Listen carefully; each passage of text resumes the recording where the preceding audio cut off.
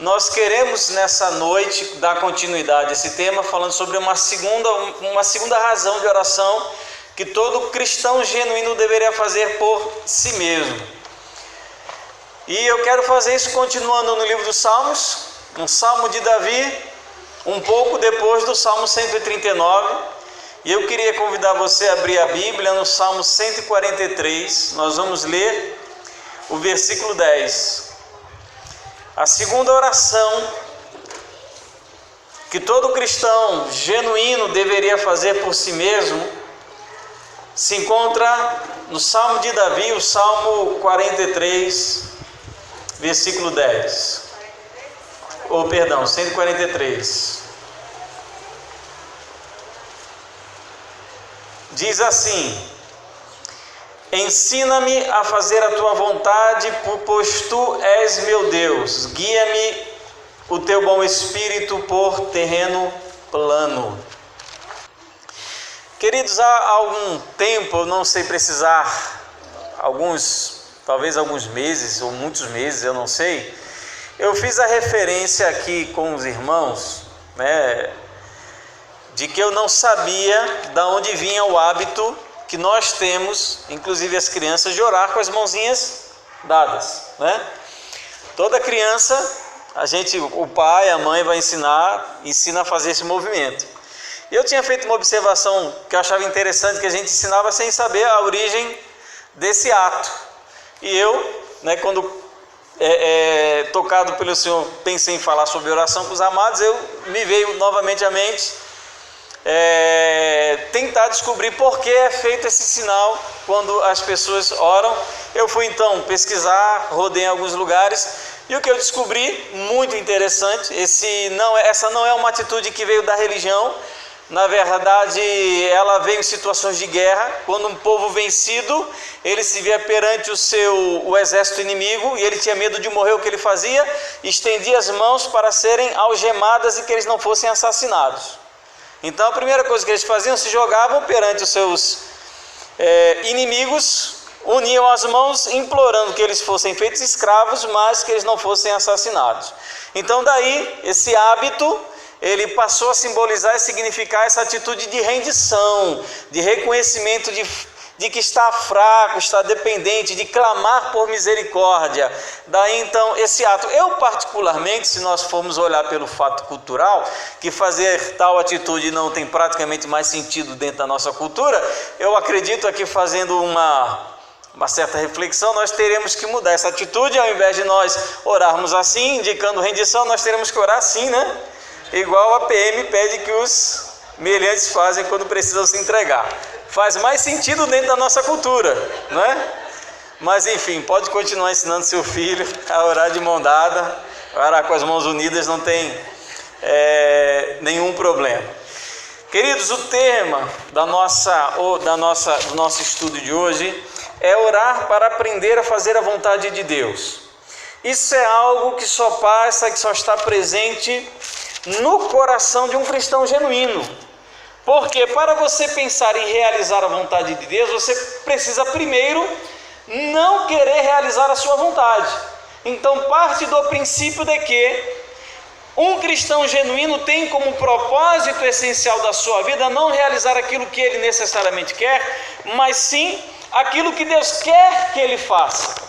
Por isso que eu digo, eu coloquei dentro desse tema de orações que um cristão genuíno deveria fazer por si mesmo, porque quem não é verdadeiramente cristão, salvo por Jesus, não manifesta um desejo de que a vontade de Deus seja realizada acima de todas as coisas, inclusive acima da sua própria vontade.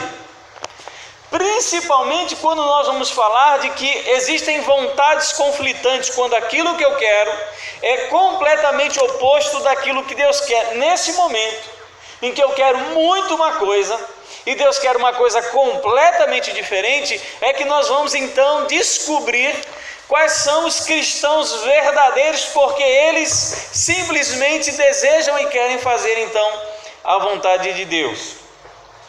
Na verdade, essa oração só faz sentido se levar em conta que a vontade do Senhor é a vontade que deva se realizar e não a minha.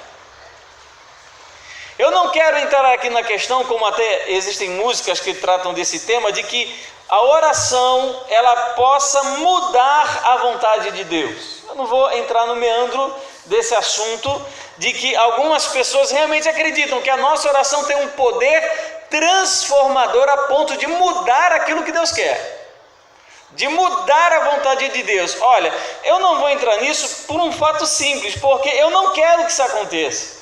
Eu não quero que Deus mude a vontade dele por causa da minha vontade, porque eu confio mais no que Deus quer do que naquilo que eu quero.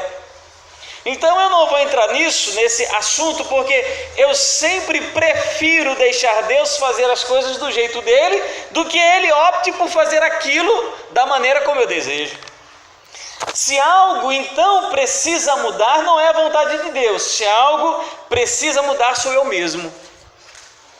Então por isso que essa oração do Salmo 143, versículo 10 é tão importante, porque ela vai tratar não apenas sobre a vontade de Deus, mas também do meu coração perante a vontade dele.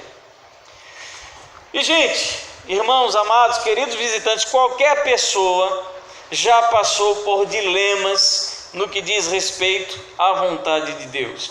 Dilemas do tipo, e agora o que Deus quer de mim? Você já parou aquele momento da sua vida? Você tem que tomar alguma decisão entre a cruz e a espada. Você não sabe o que fazer, então você se questiona. E agora, o que Deus quer que eu faça? Isso é um dilema que diz respeito à vontade de Deus. Devo ou não devo fazer? Por que é tão difícil saber a vontade de Deus? Por que é tão difícil saber, entender, conhecer aquilo que Deus quer? Olha, eu acredito que essa mensagem ela não vai responder diretamente essas perguntas. Esse não é o nosso objetivo. O nosso objetivo é fazer aquilo, entender aquilo que o salmista, que o rei Davi diz no Salmo 143, versículo 10, ensina-me a fazer a tua vontade. Eu acho que a mais essencial das nossas necessidades em se tratando de compreender, conhecer, é fazer. Não matar uma curiosidade de o que Deus quer, é A ou B, é X ou Y, quais das opções aqui possíveis Deus quer que eu faça. Acho que não a questão não é essa, mas é efetivamente você fazer aquilo que Deus quer. O que nós entendemos acerca da vontade de Deus é que por muitas vezes, queridos, ela é misteriosa. Mas querendo ou não, nós entendemos que o nosso Deus é um Deus soberano, cuja vontade deve ser soberana. Olha, se eu estou falando que o nosso Deus é um Deus que cria e que sustém todas as coisas, que tudo foi feito por Ele, por intermédio dEle, sem Ele nada do que foi feito se fez, eu estou olhando e tratando acerca de um Deus soberano. Salmo capítulo 33, versículo 6 e Apocalipse capítulo 4, versículo 11, diz que tudo foi criado por sua vontade. Se existe sol, se existe lei da gravidade, se existe DNA, se existe átomo, se existe próton, se existe qualquer coisa material no universo, existe porque Deus ele simplesmente quis criar. E criar sem o conselho da vontade de ninguém. Ele não consultou nenhum manual de física quântica, absolutamente ele consultou apenas a sua própria vontade. Ele não apenas criou o que ele quis, mas ele também fez o que ele quis, da maneira como ele quis, como diz Isaías capítulo 43, versículo 13. Tudo foi feito da maneira que ele planejou. Então nós estamos diante de um Deus plenamente soberano. Soberano quando cria, soberano quando ele fala, porque perante a sua voz os montes estremecem, perante a sua voz os montes se derretem como cera. Então a voz do soberano, ela deve ser acima de todas as vozes, e a sua vontade deve ser acima de todas as vontades. Só que o que ele faz às vezes parece contraditório à sua natureza amorosa. Parece que a vontade de Deus, em alguns momentos, entra em conflito com aquilo que é declarado acerca da bondade, da misericórdia e fidelidade de Deus. Não é verdade? Quando eu sofro, quando eu passo por algum problema de saúde, problema financeiro, a primeiro questionamento que vem à minha mente é: por que Deus permite o meu sofrimento? Por que Deus permite que eu passe por situações tão difíceis? Por que Deus permite que coisas ruins me aconteçam?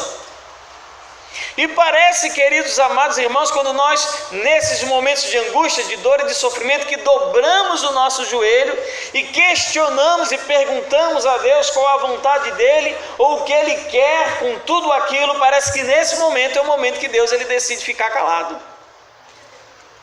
que não vem resposta, ou como se diz popularmente, Ele nos deixa no vácuo.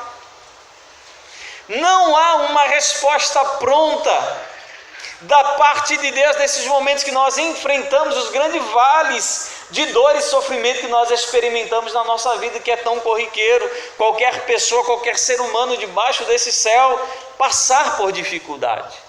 Porque perdemos um ente querido, porque enfrentamos enfermidades às vezes sem tratamento, sem cura, porque sentimos dor, porque perdemos um filho, porque perdemos um emprego, e tantas coisas vêm à nossa cabeça, e parece que isso confronta a bondade e a misericórdia de Deus.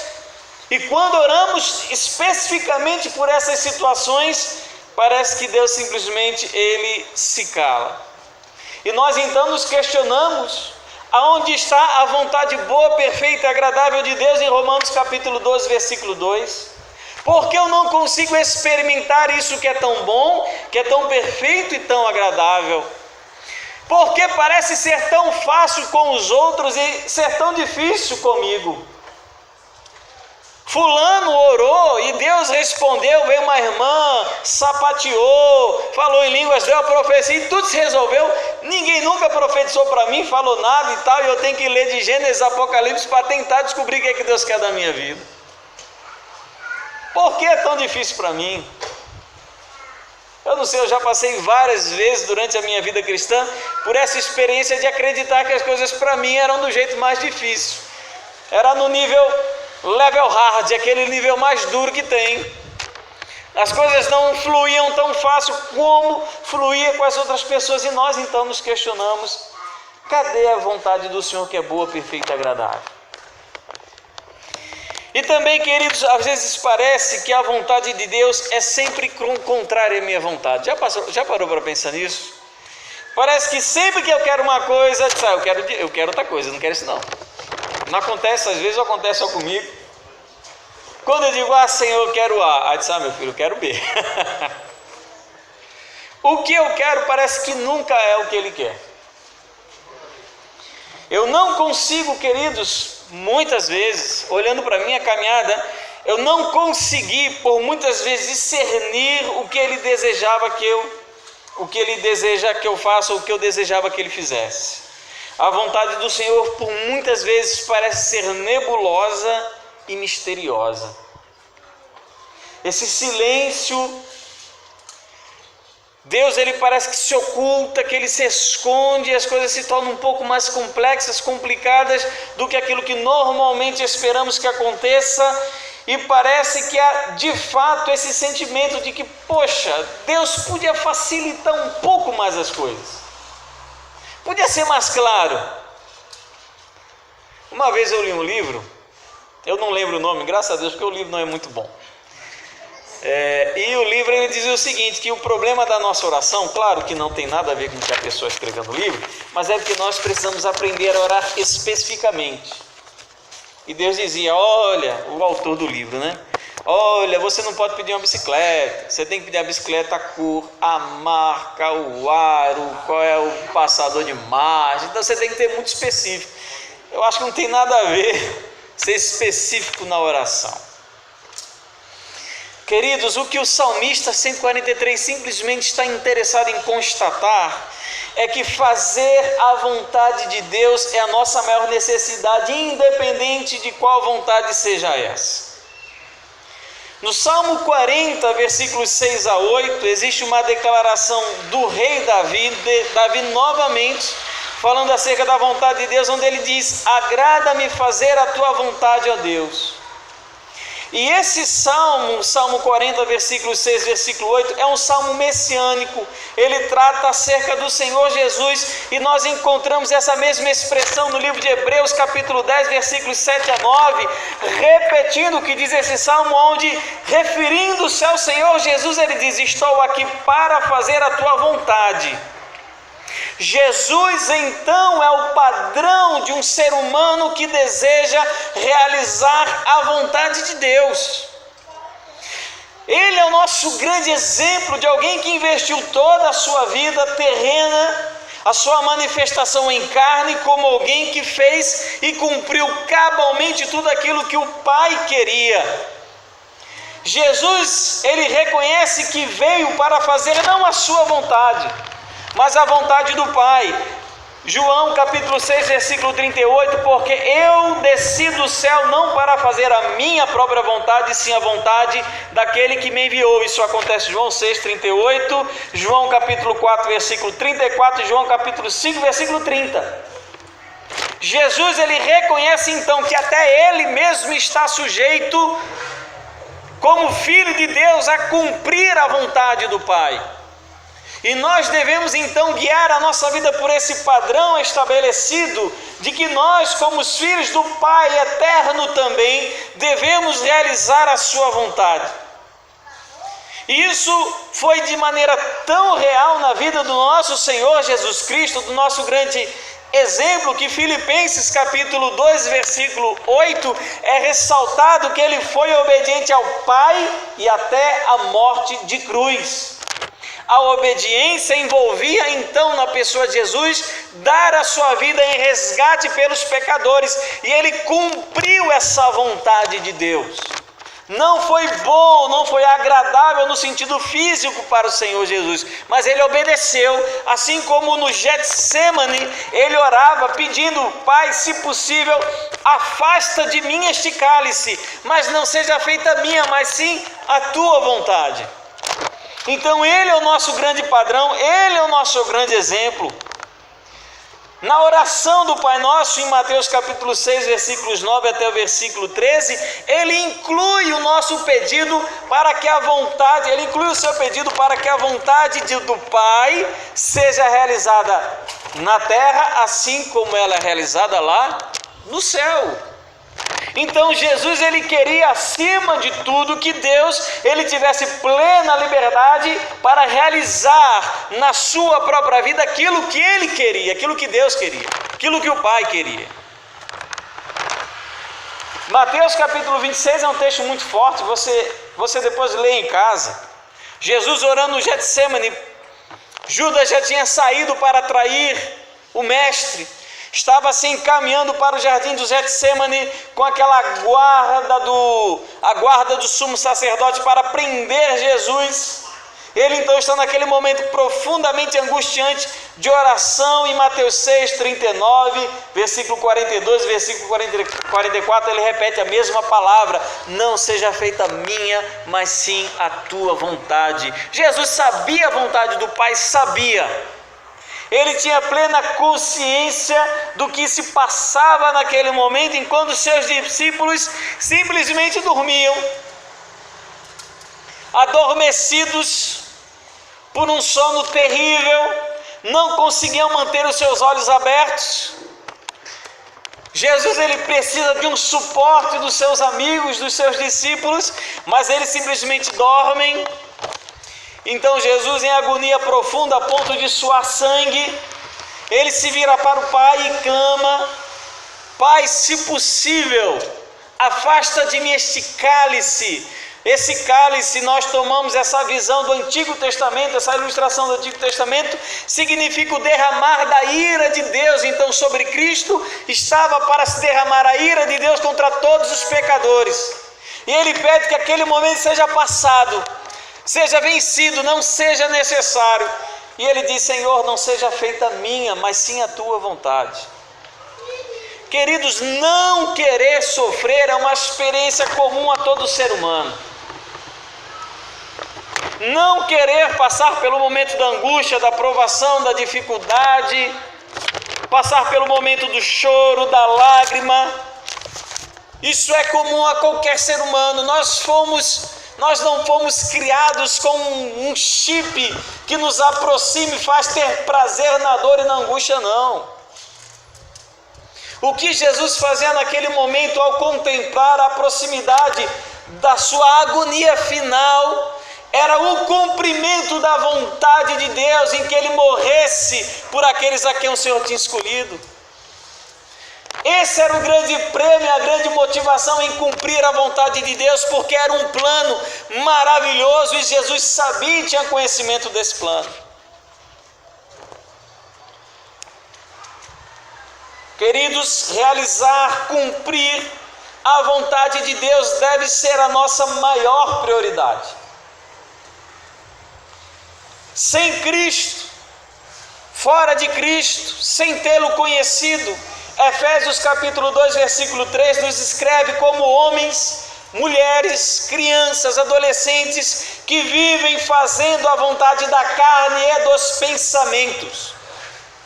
Essa descrição sua sem Jesus, a sua descrição é como a Bíblia mostra você sem Cristo, alguém que é odiado, que é filho da desobediência, por conta de que faz apenas o que deseja o coração e o seu pensamento. Nada agradável, nada bonito. Deus não se compraz, Deus não gosta, Deus não aprova. Mas o que diz então a Bíblia? Olha, Mateus capítulo 7, versículo 21, diz que aqueles que fazem a vontade do Senhor é que vão para o céu. Muito claro, muito objetivo. Não precisa orar para entender esse texto. Não precisa passar a semana jejuando para entender. Você não precisa consultar o texto grego, hebraico, aramaico, a tradução NVI, não precisa consultar nada para entender que o que o texto diz é que o céu é o lugar daquelas pessoas que passam a vida obedecendo ao Senhor e realizando a sua vontade.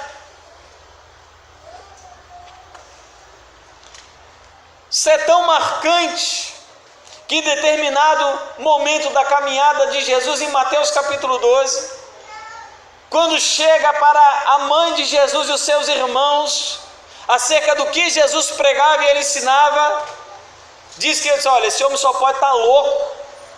A mãe e os irmãos de Jesus vão ter com ele para tentar convencê-lo a voltar à sanidade. E o que é que Jesus fala? Se aproximam de Jesus: olha, tua mãe e teus irmãos estão aí fora. O que é que Jesus fala? Quem faz a minha vontade é meu irmão, minha irmã e minha mãe. Nós só podemos fazer parte da família de Jesus se realizarmos aquilo que o Pai quer. Você consegue perceber a necessidade crucial de que estamos tratando não acerca da sua vida profissional, não acerca da sua vida amorosa, não acerca da sua vida física, mas estamos tratando acerca da sua eternidade, porque fazer a vontade de Deus não reflete no hoje apenas, não reflete no amanhã, não reflete daqui a 10, 20 anos, reflete por toda a eternidade. Trata acerca de quem você é, se você é filho, se você é da família de Jesus, se você foi alguém escolhido para ir para o céu, porque a grande característica, a grande marca que Jesus está nos mostrando é que família é quem faz a vontade do Pai.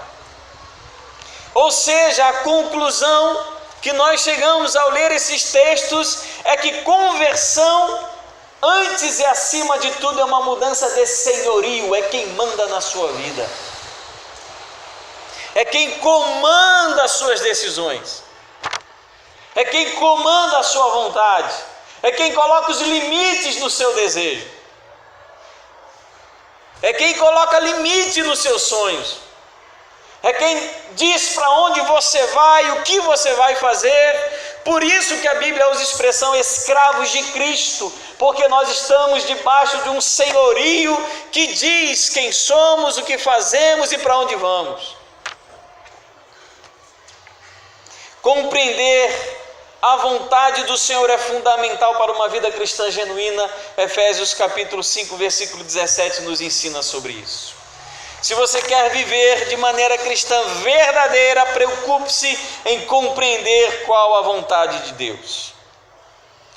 Um homem chamado Epáfras ou Epafrodito, em alguns outros textos, é um homem profundamente piedoso, comprometido com a obra do Senhor, amoroso e um homem de oração. Eu acho interessante a oração que ele faz pelos Colossenses no capítulo 4, versículo 12. Você sabe qual a oração que Epáfras faz pela igreja de Colossos? Não pede para a igreja de Colossos ser uma igreja rica, poderosa, para Deus colocar um ministro de louvor. Ele pede apenas que aqueles irmãos tenham convicção da vontade de Deus. Só isso. Eu fico imaginando a reunião, Paulo, Epáfras, os companheiros de Paulo, todo mundo orando. Aí quem vai orar por Colossos? Aí Epáfras, vai orar pela vontade de Deus de novo. Já era normal, é o que o Paulo está falando, a insistência que Epáfras tinha a orar pela igreja de Colossos, de que aqueles irmãos tivessem convicção da vontade de Deus, porque nada nos estimula mais a realizar a vontade dele do que estar convictos daquilo que ele quer. Então que eles tenham convicção, que eles saibam o que Deus quer das suas vidas. E João capítulo 9, versículo 31. Você sabe qual é o pré-requisito essencial para Deus atender a sua oração? Você já teve oração não respondida, não atendida? O pré-requisito para Deus atender a sua oração, de acordo com João 9,31, é praticar a vontade de Deus. Deus, ele vai atender a sua oração se você estiver praticando a sua vontade. Já parou para pensar sobre isso? Para que Deus ele vai falar com você se você não tem a menor intenção de fazer aquilo que ele quer que você faça? Isso, queridos, nos conduz a um fato inexcusável de que precisamos aprender a fazer a vontade de Deus. É essencial, a partir do grande exemplo de Jesus Cristo, nós nos deparamos com a realidade de que precisamos aprender a fazer a vontade de Deus. E nós chegamos, Salmo 143, versículo 10, um salmo de Davi, que é escrito num momento desfavorável da sua caminhada. Na verdade, a partir do Salmo 139, 140, 141, 142, 143 são escritos por Davi em momentos desfavoráveis da sua vida. Parece que nesses momentos o coração de Davi se espreme e sai dele muita coisa boa. Cânticos e orações profundas e maravilhosas.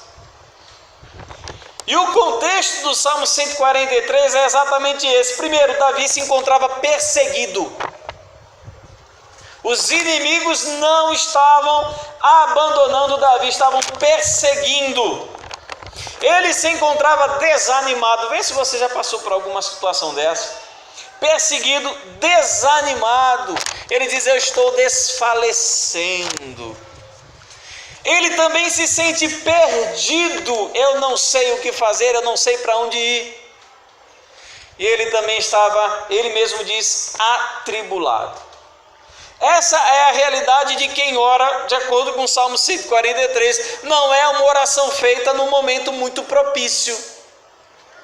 Ele não está na bonança, ele não está morando no palácio, ele não está em paz, ele não foi passear com os filhos, brincar com os filhos no playground do condomínio, ele não conseguiu trocar de carro naquele ano, ele não conseguiu renovar a assinatura do Netflix. Quer dizer, ele está passando por uma situação completamente desfavorável na sua vida.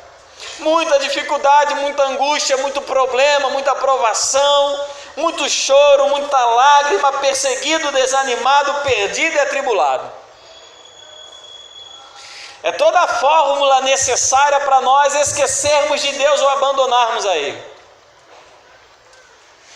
E o que nos sobressai, queridos, nesse salmo, pelo menos a mim, isso é muito marcante, é quando ele chega no versículo 7, e diz assim: dá-te pressa, Senhor, em responder-me, o espírito me desfalece, não me escondas a tua face, para que eu não me torne como os que baixam a cova. Faz-me ouvir pela manhã a da tua graça, pois em ti confio. Mostre-me o caminho para onde devo andar, porque a ti eleva a minha alma. Davi era um homem que, mesmo passando pelos momentos mais difíceis da sua vida, ele não queria viver sem Deus. Não pensava em abandonar, não pensava em trair. Na verdade, o desejo dele era aproximar-se ainda mais. E baseados nessa reflexão, nós precisamos entender algo sobre a vontade de Deus, acerca do que Davi está falando. Primeiro, a vontade de Deus é o que, queridos? Em primeiro lugar, a vontade de Deus é a sua palavra. A Bíblia é a vontade expressa de Deus, objetiva, inexcusável e inequívoca. Se você se questiona o que Davi pede para fazer a vontade de Deus, o que ele está pedindo era para fazer a vontade que estava na palavra. A vontade revelada através das Escrituras, das leis e de tudo aquilo que ele tinha disponível na sua época. Então, primeiro e antes de tudo, fazer a vontade de Deus é obedecer a palavra dele. É voltar o teu coração para as Escrituras sagradas, meditar, ler, alimentar-se dela e procurar conduzir suas decisões e atitudes pela Bíblia e não pelas suas vãs visões, desejos, sonhos e planos. Conduz então em primeiro lugar a sua vida por intermédio daquilo que é verdadeiramente, inequivocamente a palavra do Senhor, a Bíblia. Não espere que um profeta do céu, um anjo do céu, um profeta, alguém manifestadamente tomado por alguma coisa, fale a você o que você deva fazer. Busque nas Escrituras Sagradas. Porque as Escrituras Sagradas são a manifestação da vontade de Deus para o ser humano. Se alguém, tomado por qualquer espírito que seja, manifestar coisa contrária às Escrituras Sagradas, como vontade de Deus, rejeite, porque a vontade do Senhor, em qualquer momento, precisa passar pelo crivo das Escrituras Sagradas. A palavra é a vontade de Deus, a vontade de Deus é a palavra. Guarde isso, querido, no teu coração, porque Davi, no momento de perseguição, em que ele vê os ímpios se revoltando contra ele, em que ele vê os ímpios se voltando contra a sua vida, o que ele precisa é aprender a obedecer a Deus naquela situação. Ele não pede: Deus, eu preciso ter força para brigar, para acabar, para arrebentar os meus inimigos. Ele deixa isso para Deus no final do Salmo, versículo 12. Pede para Deus fazer isso. Ele pede: Deus, me ajuda a obedecer ao Senhor, me ajuda a fazer a tua vontade, me ajuda a não me guiar para a direita nem para a esquerda, mas pelo caminho reto, para que eu possa então honrar o teu nome. Primeiro, a vontade de Deus é a sua palavra. Inclusive, alguns textos são claros quando o assunto é a vontade de Deus. 1 Tessalonicenses capítulo 4, versículo 3 diz o quê? Eis a vontade de Deus, a vossa santificação.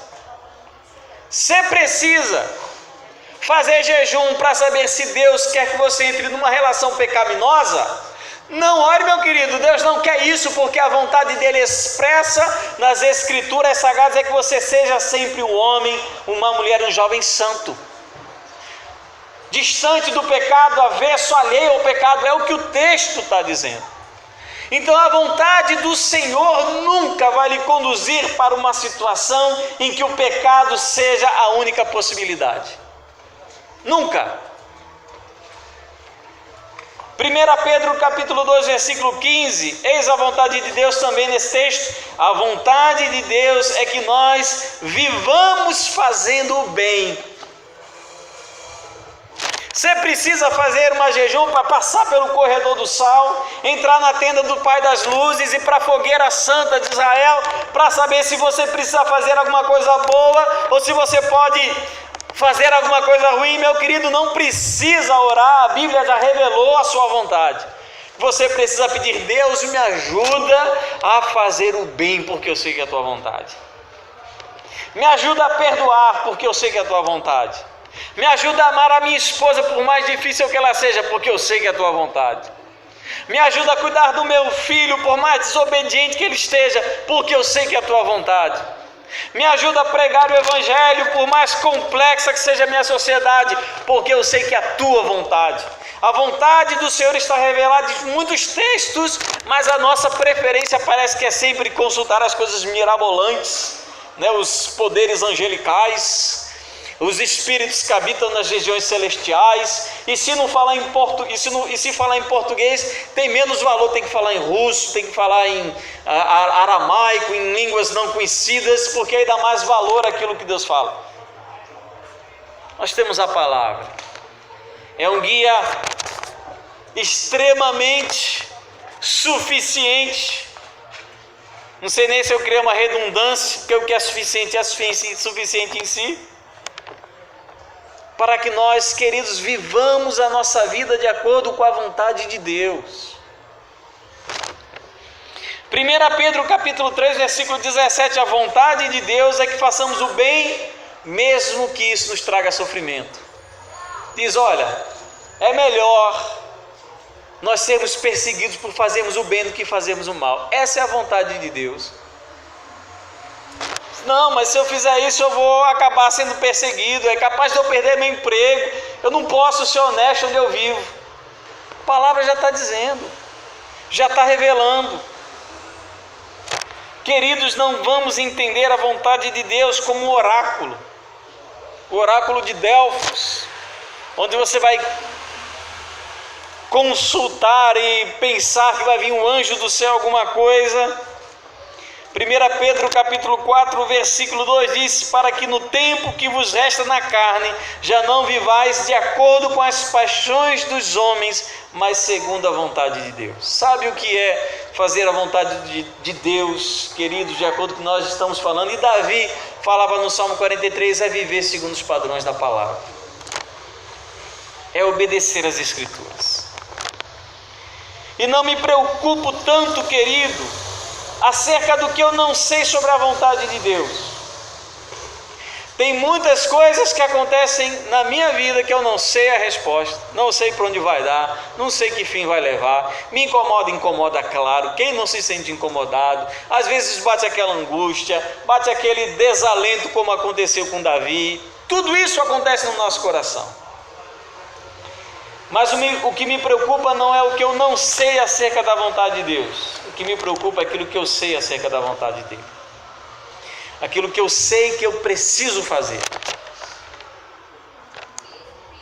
O que me preocupa não é o que está oculto na minha história, ou o que me acontece hoje, ou o que vai me acontecer amanhã. O que me preocupa é aquilo que Deus pediu para que eu fizesse, e está sempre diante de mim perante a palavra. Quando eu deparo com aquele inimigo, com aquela pessoa que eu não gosto, eu então preciso aprender a perdoar. Isso me preocupa. Ou então, quando a Bíblia diz que eu preciso ser um homem de oração e eu não sou, isso me preocupa. Quando a palavra diz que eu preciso ser um homem que ame a sua esposa assim como Cristo ama a igreja, e eu não consigo, isso me preocupa. Quando a palavra diz que eu preciso ser uma pessoa honesta, de boa reputação, e eu não consigo fazer isso, isso me preocupa. É a vontade de Deus manifesta nas Escrituras Sagradas que me preocupa. É o que está claro, é o que está correto, que está expresso de maneira límpida na palavra do Senhor que me preocupa. Porque eu digo, meu querido irmão, minha querida irmã, e afirmo com toda certeza, muitas orações eu fiz a Deus, há muitos anos atrás, desde 1992, quando Cristo me resgatou. muitas orações eu fiz, muitas não foram atendidas e todas elas não me fizeram falta. O que me preocupa não são essas orações que nem sequer eu lembro que eu fiz nos meus momentos mais difíceis. São os desafios que a palavra coloca perante mim para eu realizar e eu não consigo. Isso é o que deve me preocupar. Porque essa é a marca da pessoa que vai para o céu. É a marca da família de Jesus. É a marca da ovelha de Jesus. Porque a ovelha de Jesus ouve a voz do pastor e segue e obedece. Isso me preocupa.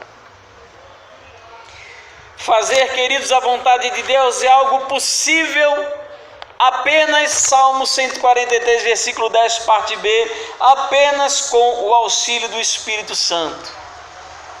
Guia-me o teu bom Espírito por terreno plano. Queridos irmãos, tal tarefa de obedecer à vontade do Senhor, de cumprir aquilo que Ele quer para a nossa vida, é tão complexa, tão complicado, tão avessa à nossa própria natureza pecaminosa, que somente o Espírito consegue nos conduzir a tal intento. A ponto de Filipenses capítulo 2, versículo 13 dizer: porque Deus é quem efetua em vós, tanto querer como realizar, segundo a sua boa vontade, a vontade soberana de Deus, de agir em nós, para que nós cumpramos aquilo que Ele tanto quer que façamos. É a maneira, queridos irmãos, é um profundo desafio. É uma oração que todos nós devemos fazer com toda a sinceridade, com toda a intenção honesta e verdadeira, pedir que o Senhor realmente nos ensine a fazer a vontade dEle. Concluindo, a nossa visão sobre a vontade de Deus parece que diz respeito apenas a ter coisas, conseguir coisas, conquistar coisas, fazer coisas. Porque o nosso ponto de vista muitas vezes é hedonista e imediatista. É a quantidade maior de prazer e satisfação do menor tempo possível. Eu quero algo já e algo muito bom. É para agora, é self-service, é nesse momento. Eu quero, eu escolho. Em algumas igrejas eu determino. Eu me revolto, porque o Senhor precisa me dar. Eu paguei o dízimo esse mês, Ele tem que me dar. E muitas vezes, queridos irmãos, nós entendemos que aquilo que queremos é a única opção possível para aquilo. Parece que quando nós estamos orando por esses dilemas e nos colocamos perante Deus, parece que nós só temos uma coisa para falar: Senhor, ou é isso ou é nada. Ou é isso ou é coisa nenhuma. Eu lembro de uma música, de um forrozinho. Raramente eu acho um forró legal, mas esse diz uma frase interessante. E diz assim: se a veste não, amanhã pode acontecer tudo, inclusive nada. A gente se preocupa tanto. Não, Senhor, porque amanhã pode acontecer. E quando você chega amanhã, o que acontece? Nada. Olha, é só ansiedade, só besteira. Não precisava estar preocupado e orando dessa maneira, como se só houvesse aquela possibilidade. Porque em situações muito boas ou situações muito ruins, diminui a nossa capacidade de enxergar outras opções. A verdade é essa.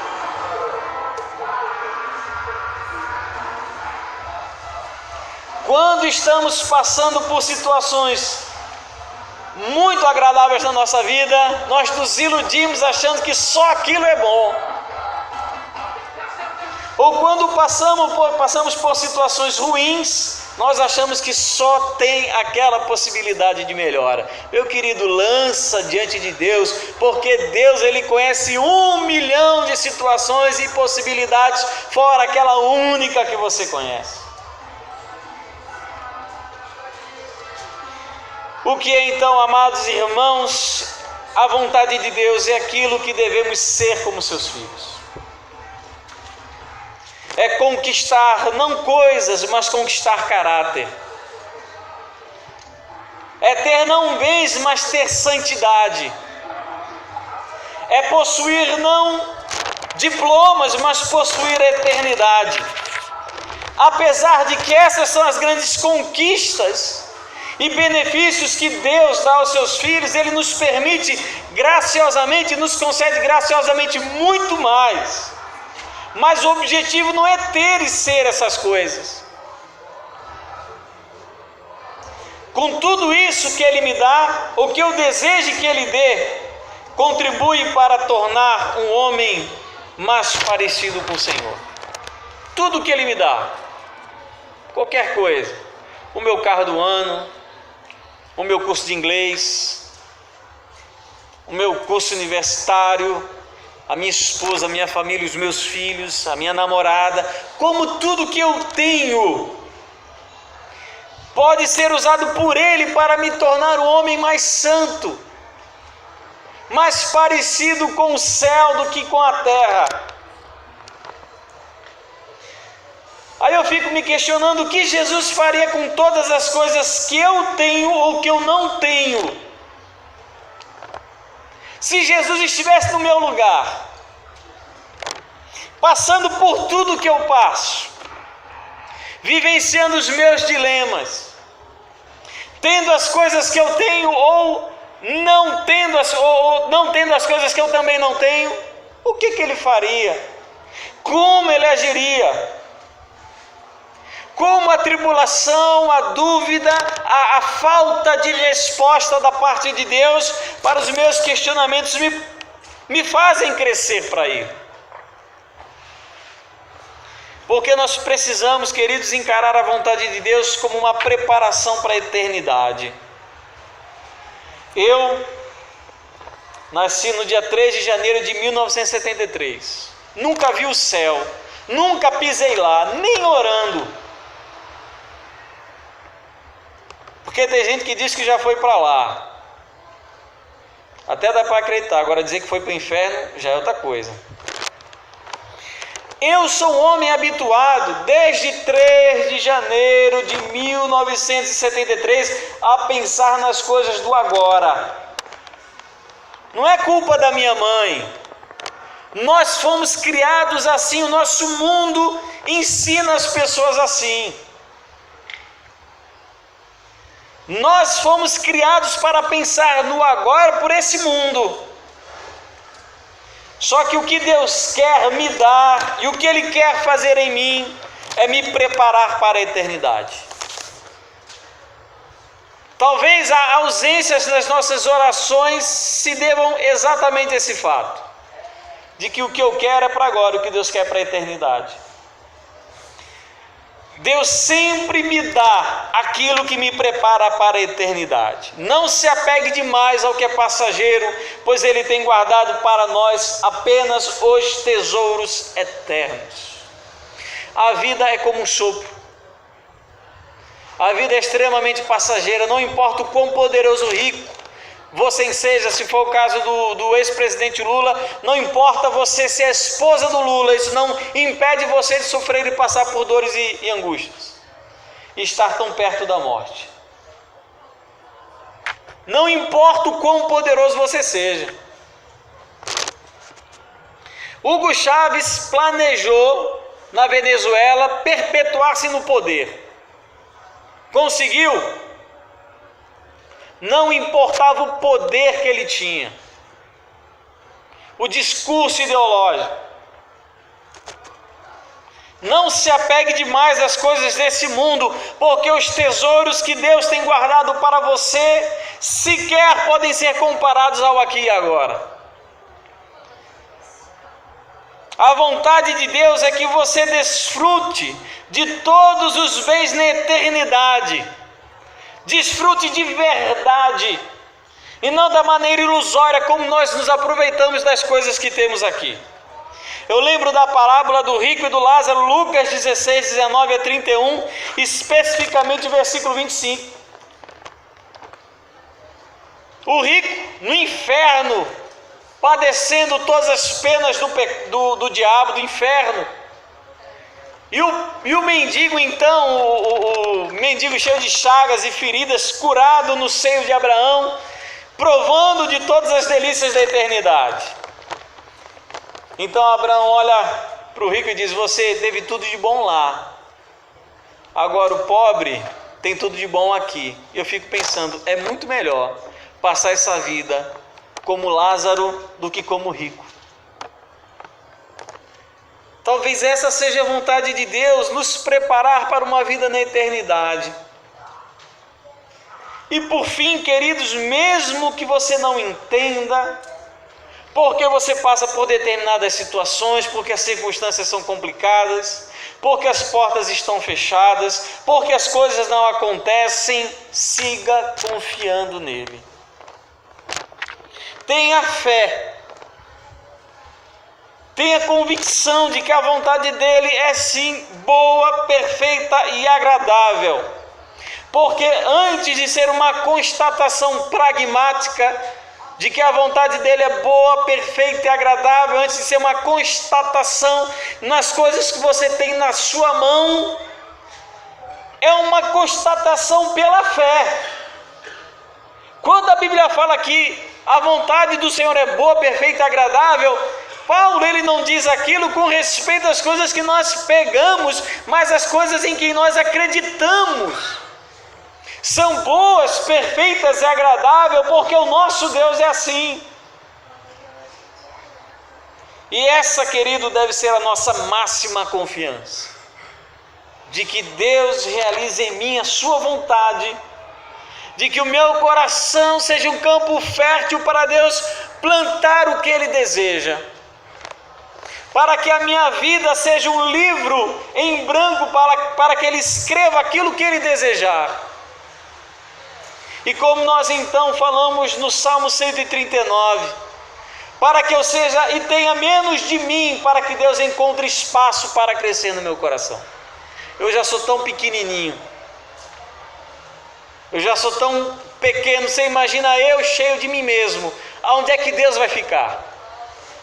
Quando eu digo, Deus, faça a tua vontade, eu tiro do meu coração mais de mim e abro então espaço para Deus. Essa deve ser a nossa confiança, de que Deus, Ele precisa, quer e vai fazer a sua vontade boa, perfeita e agradável. O que eu preciso entender? Que a vontade do Senhor é que antes, acima de tudo, eu obedeça a sua palavra. Eu curve o meu coração perante a sua palavra. Eu renda a minha vontade, o meu desejo, aquilo que eu quero, aquilo que eu preciso perante a palavra dele. É isso que o Davi pede: Senhor, ensina-me a fazer a tua vontade. Ensina nesses momentos de tribulação, de angústia, de provação, de desalento,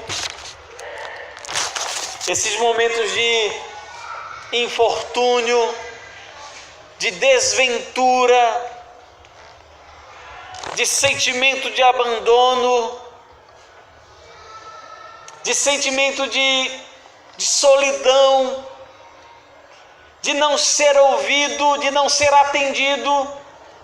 Ensina-me a continuar fazendo a tua vontade, a continuar a obedecer a tua vontade que está manifesta claramente na palavra, porque isso faz de mim, queridos, um filho de Deus, alguém guardado para o céu, para a eternidade. Então, meu conselho final para você: volta o teu coração para a Escritura. Agora não olha para a Escritura como oráculo, né? Tem aquelas pessoas que a gente antigamente tinha aquele negócio, né, de você, ai, Deus vai falar comigo, peraí. Aí o cara abria no meio do Velho e do Novo Testamento, não tinha nada. Ou então pior, o cara abre naquele texto: e Judas foi e enforcou-se. Vixe. Aí abre de novo: vai tu e faz o mesmo. Mas não, alguma coisa está errada. Abre de novo: o que tiver de fazer, fazer depressa. Não dá. A Bíblia ela não foi planejada para ser assim. Nós precisamos olhar para a Escritura como grande guia e manual da nossa existência. como conduzimos quem somos, como avaliamos os nossos desejos, como avaliamos os nossos sentimentos, como avaliamos as nossas posses. Tudo isso precisa ser pensado a partir das Escrituras Sagradas. E nós então precisamos fazer aquela oração de Davi: ensina-me a fazer a tua vontade. Não é fácil, queridos, não é fácil. Você que se encontra perante um dilema moral, um dilema social, um dilema ético, sobre situações, eu poderia como pastor citar situações assim muito complexas que algumas pessoas vivenciaram e tomaram uma decisão de obediência à palavra tem consequências sérias, às vezes nada agradáveis. Às vezes a boa, perfeita e agradável vontade de Deus causa tão mal imediato. Por isso a necessidade da fé, de acreditar que no final de tudo, Deus ele se manifesta como um Deus misericordioso, bendito e amoroso. Eu sei do agora, não sei sequer do amanhã. Deus sabe de todas as coisas. E no final, talvez eu tenha vontade de questionar algumas coisas que eu passei na minha vida. Provavelmente não. Provavelmente não. Me satisfaz hoje apenas saber que Deus ele está no controle da minha vida, que Ele é soberano e a vontade dEle é soberana e não a minha.